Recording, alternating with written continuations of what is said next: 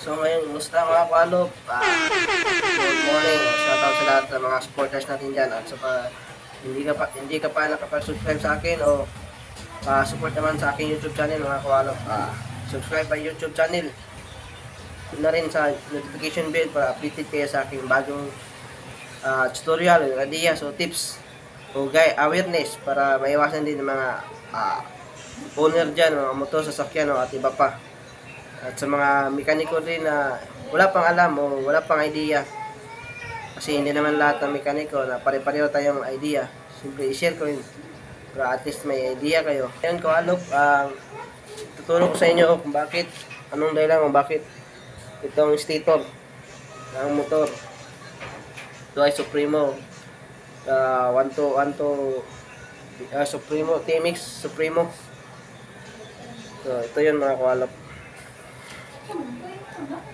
Kung nakikita nyo, sabi ko yung dating video ko kung bakit, anong dahilan nito, bakit nasunog. So kung gusto nyo malaman, sa hindi pa nakakaalam, pakivisit na lang sa aking video. Nandun yung video, yung awareness para maiwasan din ng ibang moto owner dyan. So ito na yan mga kualap, kung anong dahilan kung bakit dito lang yung dulo na sunog o dulo ng wire o magnetic wire ang nasunog kualap. Tatlo itong nasunog kualap, sa dalawa tatlo.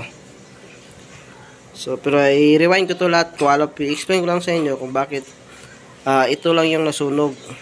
Ang ito dito, yung iba sariwa pa mga kualap, walang sign na nasunog. So bakit, anong dahilan kung bakit ganyan ang nasunog, bakit hindi nadamay yung iba, bakit ito lang sa dulo mga kualap. So ganito kasi yan mga kualap. Pag create ng kuryente, ang lalabas yung kuryente dito, simple dito sa dulo kung saan yung papunta yung wire, papunta sa body o sa regulator. Kaya ito dito nasunog kasi ito yung pinakagastado sa lahat dito sa ibang magnetic pole. Iwan ko sa iba anong tawag, basta sa akin maraming tawag nito, magnetic pole o magnetic winding o ball winding. So ganyan. So ito individual winding niya mga kualap. Ito yung iba tawag nito magnetic pole. So kasi itong pinakadulo, yung tatlo, nandito na yung last part ng winding o dulo ng wire. Galing dito sa gitna, lagay natin dito sa gitna. Siyempre pag ganyan yan, pag ganyan, dito yung dulo. Pag-create ng kuryente, pagbigay ng kuryente galing sa makina, siyempre ang kuryente dadaan yan dito sa dito bawa dito, ganyan hanggang pupunta sa dulo. Siyempre yung dulo, yun yung pinakamabigat na part sa kanila. Kaya ang nasunog itong dulo lang, itong dulo ng wire ng magnetic ng stator. Kaya hindi nadamay itong iba. Kagaya nito mga kualap po, isang ito ay regulator, 5-pin regulator. So nakikita niyo kualap example kita niyo to ang ground ng regulator 5-pin. Kita niyo yung ground. Pasensya kung medyo malabo kualap, at pasensya na rin sa aking Tagalog kualap kasi hindi ako sanay, Bisaya kasi ako mga kualap. So kita niyo to yung ground, may itim siya, di ba? Ito yung dulo ng stator mga kualap, stator regulator kualap. Ito yung dulo. Kita nyo sunog. Pagpunta sa gitna, kita nyo wala. Kintab na kintab. Walang tatsa mga kualap sa gitna kualap. So kagaya rin yan dito mga kualap sa regulator. Basta lahat ng wirings na dead in yung wire, sources, dead in yung source nya, bawa sa ilaw, dead in, automatic yan, dyan yung masusunog o ganito mga kualop ang mangyayari. Pero sa gitna niyan, sa wire niya, hindi yan sunog kualop.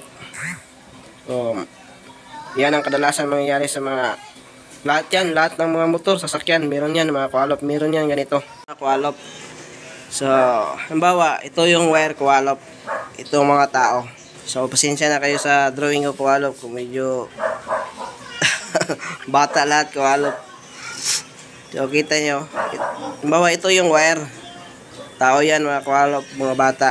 Tapos, ito yung dulo. Ito yung dulo ng wire. Ito. Bawa ito galing. Ito ay isang truck, mga kawalop. May karga ito. Isang pakwan. Pagkuha ng isang pakwan ng isang wire, siyempre, pasa yan dito. Pasa.